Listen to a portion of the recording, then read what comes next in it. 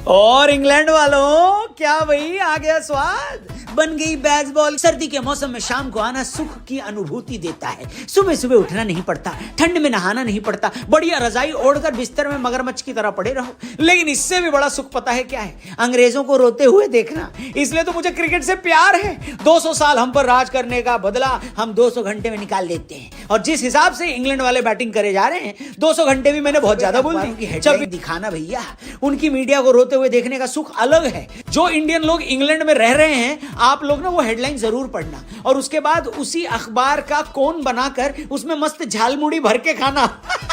वो लोग इसी लायक हैं। दोनों कप्तानों को टॉस जीतने के बाद पहले बल्लेबाजी चाहिए थी, लेकिन अपनी तो सारी दिक्कत यही है कि जो चाहिए वो मिलता नहीं। बेन स्टोक्स ने टॉस जीता, पहले बैटिंग करने उतर गए और दोस्तों सच बताऊं तो पहले आधे घंटे तो गोटी हमारे नहीं बोलूंगा, ये इंग्लैंड वाले सचमुच बेसबॉल ही खेलने आए थे यार। दूसरे ओवर में इंग्लैंड के ओपनर्स ने चौके लगाने शुरू कर दिए, लेकिन अपने सिराज को चौके मारे होते तो हम सह लेते, पर बुमराह को पेल कर आपने तो हमसे हमारा गुरूर ही छीन लिया। पहले आधे घंटे का खेल तो इंग्लैंड वालों ने बेसबॉल खेल के और हमें पेल कर निकाला। हमारे तो हाथ पांव भूल गए कि अगर ऐसा ही चलता रहा तो लॉन्ग वीकेंड बर्बाद हो जाएगा बेन स्टोक्स। लेकिन फिर रोहित भैया ने ब्रह्मास्त्र लगाया, दोनों फास्ट बॉलर्स को बाहर करके गेंद दे दी अश्विन और जडेजा को। 55 रन तक बिना विकेट खोए खेल रही इंग्लैंड की टीम का स्कोर 60 पर 3 विकेट हो गया। खैर आगे बढ़ते हैं। इंग्लैंड का पहला सेशन काफी बढ़िया निकला और लंच तक उनका स्कोर था 3 विकेट के नुकसान पर 108 रन।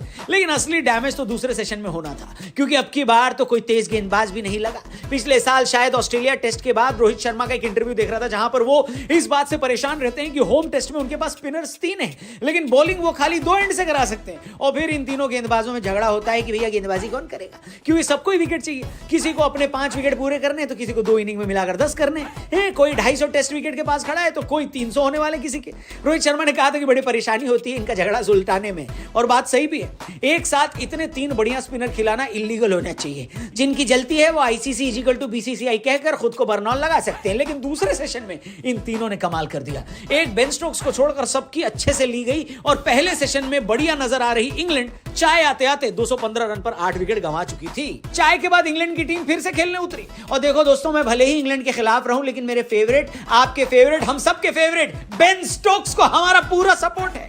इस आदमी ने एक बार फिर ये दिखा दिया कि ये इस जनरेशन के सबसे बड़े खिलाड़ियों में से एक क्यों है। जहां बाकी इंग्लैंडी ताश के पत्तों की तरह बिखर रहे थे, वहां पर स्टोक्स ने लीडर वाली इनिंग खेली है, बेहतरीन 70 रन बनाए और इंग्लैंड को 246 के टोटल तक ले गए। मेरे हिसाब से तो इंग्लैंड ने अपनी औकात से ज्यादा रन बना दिए, लेकिन क्योंकि इसमें मदद बेन स्टोक्स ने करी है तो उनको सब माफ, जाओ वाह माफ किया। लेकिन असली मजा तो भारतीय पारी में आया है। इंग्लैंड वालों ने बैचबॉल बोल बोलकर हमारी जिंदगी में पुदीना बो रखा था। जब हम खेलने उतरे तो यशस्वी जायसवाल ने उनको द्रविड़ बॉल की झलकी दिखाई। जी हाँ, एक ऐसी पिच पर जहां इंग्लैंड के बल्लेबाज हमारे गेंदबाजों के सामने ब्रेक डांस कर रहे थे, वहां पर 22 साल के भदोही के लड़के ने उनके गेंदबाजों की भद पीट दी और इंग्लैंड वालों को दिखा दिया कि अटैकिंग क्रिकेट किसको कहते हैं। भाई ने अपनी हाफ सेंचुरी 39 गेंद में बना ली। वो तो रोहित भाई थोड़ा एडवेंचर करने के चक्कर में कैच दे बैठे, वरना इंग्लैंड के गेंदबाजों को रात भर नींद नहीं आती।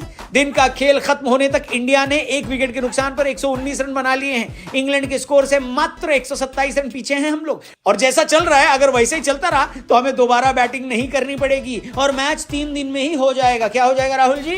खत्म। जी हाँ, आपके पहले दिन के खेल के बाद क्या कहना है कमेंट सेक्शन में कमेंट करके बताना।